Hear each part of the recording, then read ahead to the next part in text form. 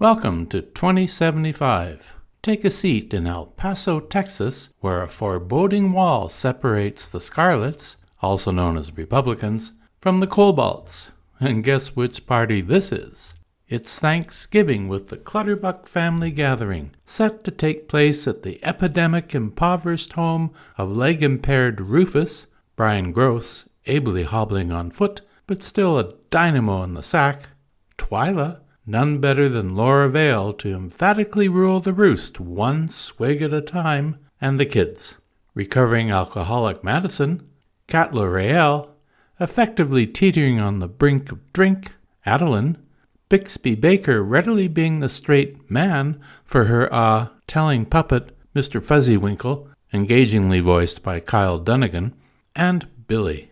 Britt Scott is appropriately stuttering as a potential NFL football star who gallantly redefines the notion of guess who's coming to dinner. How so? On his arm is senior cougar and horticulturist Christina. J.C. King, somewhat in the manner of E. Jean Carroll, adds yet another important link to the world today as we know it. On its surface, this production could be just a rather simple family affair, but there's a super important plot twist that must be revealed before the turkey is sliced. Christina and Billy are expecting a child.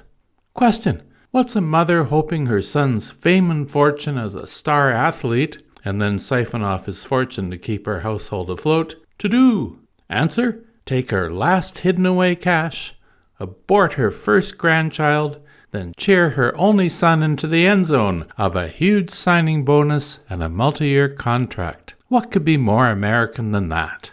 Director-writer Rich Ronnet has cobbled together a truly cautionary tale of the future that, aside from a few spaceships buzzing the sky and somewhat unusual weaponry, could most certainly be taking place in present-day America.